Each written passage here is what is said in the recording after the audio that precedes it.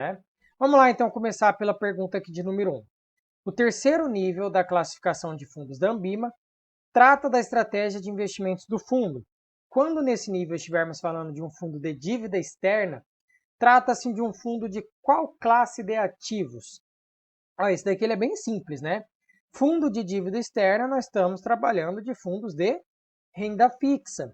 Porque lembra que para você ser um fundo de renda fixa, né, um fundo de renda fixa de maneira geral, você tem que ter no mínimo 80% do patrimônio líquido aplicado em ativos de renda fixa. E o de dívida externa ele tem também essa característica, ele tem no mínimo 80% do patrimônio líquido aplicados em ativos da dívida externa. E de renda fixa, claro, né? Porque acaba sendo renda fixa aqui.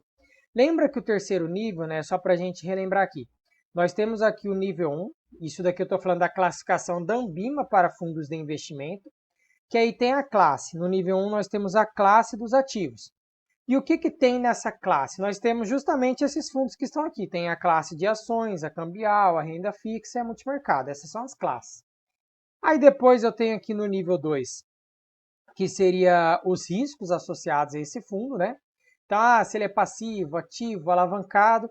E aí nós temos aqui o nível 3, que seria o nível que traz as estratégias, tá? Tudo isso aí está lá no material. Então, as estratégias é aquela tabelinha grandona, né? Que fala capital protegido, macro, long short, por aí vai. Então, beleza, para a gente revisar, né? Isso que é importante. São produtos de investimento segundo o código Ambima de distribuição de produtos. Título Público Federal e CDB são considerados produtos de investimento? Sim, isso aqui está ok, certo? Produtos de previdência complementar são considerados produtos de investimento? Falso, né? A Ambima ela não considera que previdência é investimento. Não somente previdência, mas poupança também. Aplicações em poupança não é considerado investimento. Beleza? E ações e derivativos? Sim, esses daqui também são considerados investimento. Então, resposta correta aqui é a 1 e a 3. Vamos lá para 3, então. A resposta correta aqui é a A, né? Aí a pergunta 3. Carlos, 23 anos, acabou de se formar em odontologia e pretende abrir um consultório próprio. Você já sabe que vai ser sobre previdência. Então, primeira coisa, já vê que é uma pessoa jovem, 23. Ele está em dúvida entre contribuir ou não para a Previdência Social e para a Previdência Privada. Conversando com um amigo sobre o tema, esse amigo fez as seguintes afirmações. A Previdência Social oferece uma série de benefícios, como auxílio-doença, auxílio-acidente e pensão por morte. Isso daqui está certo, né? A Previdência Social que a gente fala é o INSS, eu tenho esses benefícios. Beleza. A Previdência Privada é estruturada no regime de repartição simples. O que é esse regime de repartição simples?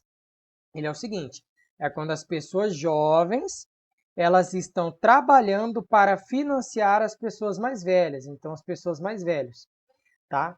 Isso é regime de repartição simples, um financiando o outro. A previdência privada ela não é esse regime, ela é o regime de capitalização, em que o meu saldo final, o saldo final que eu vou acumular de recursos, ele depende única e exclusivamente da quantidade de aportes que eu estou fazendo. Não tem ninguém me financiando, não tem pessoas jovens me financiando para quando eu for lá aposentar. Tá? Então, o regime de repartição simples é o INSS, não a previdência privada. Então, essa 2 está falsa. A previdência privada é facultativa e pode complementar o sistema oficial. Certo. Então, a 1 e a 3 estão corretas. Letra C de casa. Vamos lá para 4. Um cliente aplicou em 2 planos de previdência complementar aberta em 2005. Um plano é do tipo PGBL, com regime tributação definitivo, né? Então definitivo é o regressivo, já vamos colocar aqui, PGBL regressivo, instituído pela seguradora X, então essa daqui é a seguradora X. E outro plano também é do tipo PGBL, também mesma coisa, mas com regime compensável, então regime progressivo, né? Progressivo. E instituído pela seguradora Y. Hoje, ainda no período de diferimento, este participante pretende realizar a portabilidade do plano, então, da seguradora X para o plano que mantém na Y. Então, ele quer fazer isso, ele quer sair do X e ir para o Y. Neste caso, essa portabilidade será feita normalmente por se tratar de um plano do tipo PGBL para outro PGBL, Muita gente já pega e marca essa daqui de cara, porque daí lembra que P pode ir para P, só que está falso. Por que que eu não posso fazer isso? Porque regressivo, o nome já diz, ó, regime tributário, presta atenção aqui, ó, definitivo. Depois que você pegou no regime tributário regressivo, você não tem como trocar para um progressivo. Você não pode fazer isso, tá? Ele é definitivo, então não pode acontecer. Se fosse caso contrário, né, se a questão pedisse sair da seguradora Y para a X, tudo bem, progressivo pode ir para regressivo, né? Regressivo não pode ir para progressivo. Então a está falsa por conta disso. Então não será permitida porque um plano de regime de tributação definitivo não pode ser transferido para outro com regime de tributação compensável. Essa é a resposta correta. Vamos lá para 5. Um cliente contador, 50 anos de idade, assalariado, faz declaração completa de ajuste anual e sabe que se aposentará em no máximo 12 anos. Então, olha o tanto de informação já boa. Primeiro, a pessoa ela já tem uma determinada idade, ainda não é idosa, mas já tem ali 50. Assalariado, faz declaração completa. Declaração completa quer dizer que essa pessoa ela já faz dedução, ela já deduz. E vai se aposentar em no máximo 12. Então, isso daqui é importante porque a gente já tem o prazo. Beleza. Ele quer se preparar financeiramente para esse momento e por isso decide alocar 24% dos seus rendimentos brutos para esse fim. O que você recomendaria a ele? Sempre, pessoal, que a gente vê esse tipo de questão aqui é sempre assim, ó, 12% no máximo em PGBL. Sempre, sempre, sempre. Por quê? Porque o PGBL ele permite que você deduza no máximo 12% da sua renda bruta anual. Então, digamos que você tem uma renda aqui de 100 mil anual.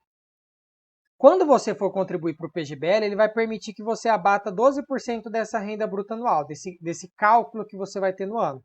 Então, o máximo que você vai poder abater é 12 mil reais. Concorda? Né? Então, sua base de cálculo ela reduz para 88 mil, seu imposto de renda. Com isso, depois que você descobriu 12% em cima da sua renda bruta anual, o que você tem que fazer? Pega esses 12 mil, que é o máximo que você pode deduzir, tendo um PGBL, pega esses 12 mil aqui e divide por 12 meses, para você saber quantos que você vai contribuir mensal. Então, nesse caso aqui, você vai contribuir com R$1.000 mensal. Esse seria o máximo que você colocaria no PGBL. Todo valor acima disso, que supera esses 12%, você vai colocar onde? Ó? Você vai colocar o restante no VGBL. Aqui é porque ele vai colocar 24%, então é 12 em cada.